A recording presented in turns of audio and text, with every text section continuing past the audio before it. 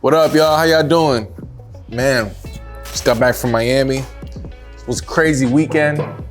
I want to show you guys something though. I've been wanting to make this video for a while. Today's a good time to make it. So, end of the year, it's January, tax season, as we all know. So I want to show you guys this. Last year was a year where I was fully self-employed. Worked for myself. It was the first year. It was nerve-wracking. We're gonna talk about that a little bit later though, but overall I wanna show you something. Okay, boom. All income for 2021. This was the number I want you to focus on, right? That's what I made last year. As I sip on my soup, I wanna talk about 2021, right? Haven't eaten all day. Anywho, 2021 was the year where I went to go work for myself. First year of self-employment, dove headfirst full-time as a freelance videographer. And man, when I was doing my taxes and I was going through all my transactions and stuff, and I was looking at this, I don't know. I felt happy. I felt really happy that these were my numbers. I was surprised, honestly. I was surprised because if you were to tell me that, you know, when I was a kid, if you were to tell me that, hey man, like, there's gonna come a time in your life when you make 70K a year, I would have thought of it a little bit different than the way 2021 played out. What I'm trying to say is I didn't feel like I made 70K. I felt like I was just doing normal. And 70K is not the most, I'm sure there's videographers out there, creatives, entrepreneurs who make way more, but I'm just talking about from my perspective as my first year. It was a very trying and testing year because I was just learning a lot of things, trying to figure it out. And I think ideally that's what entrepreneurship is, right? You're just trying to figure it out as long as you go. I battled with depression, I battled with sadness, I battled low self-esteem, not feeling like, you know, because your whole life, I don't know about you guys, but for me, anywho, my whole life I was being told that I was smart. Everyone would tell me I'm smart. Like my friends, girlfriends, family members, cousins, brothers, parents, everyone was telling me like, you're a very smart guy. So I'm sure it gave me like a little bit of an ego. And then when I kind of started working for myself and certain months things wouldn't really go well for me, it definitely was a blow, right? To my ego for sure. So I think entrepreneurship is one of the hardest things you can ever do. And I feel like it takes a certain type of person and a certain type of intelligence to pull it off the right way. Now, I'm not saying that all businessmen are super smart. There's some that are idiots for sure, but at least to navigate through those waters, you do have to have some type of wit about yourself. Let me finish this. I don't want it to get cold. Sorry, it's like a horrible time for the record. But anyways, with all that being said, I do think everyone should at least try to run their own business at some point in their life. I feel like you learn a lot about yourself as a person. You learn a lot about yourself as a man, right? On how to lead, on your weaknesses, on your fears, on certain things you need to improve on. So I think, I'm not saying it's for everyone, right? I'm not saying running a business is for everybody. For some people, it's not. Some people are just better off being an employee. But I'm saying everyone should at least try. Give it a shot. Give it like a good 6-month span. Another thing that I want to talk about is, this isn't rehearsed, by the way. This is me just off the top of my head. Shit, let me eat this shit.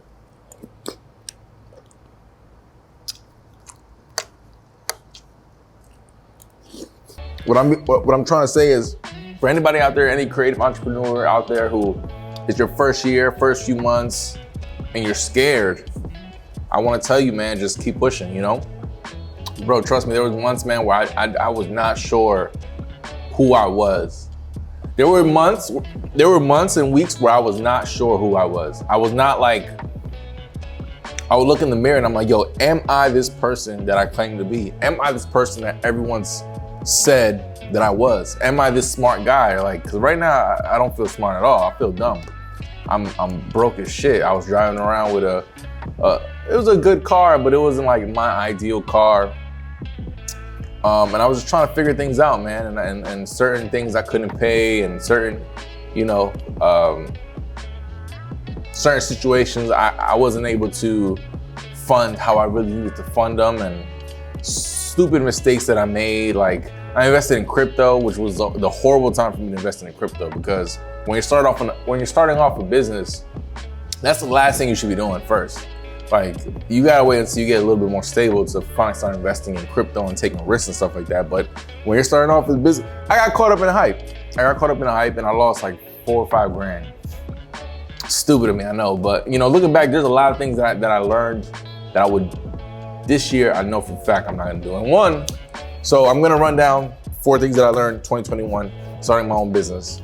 Number 1, curb all your distractions. It should be a no-brainer, but you'd be surprised at like how many people get caught up in the bullshit. Like, especially with me, like back home in Florida, I was a popular guy. I knew a lot of people.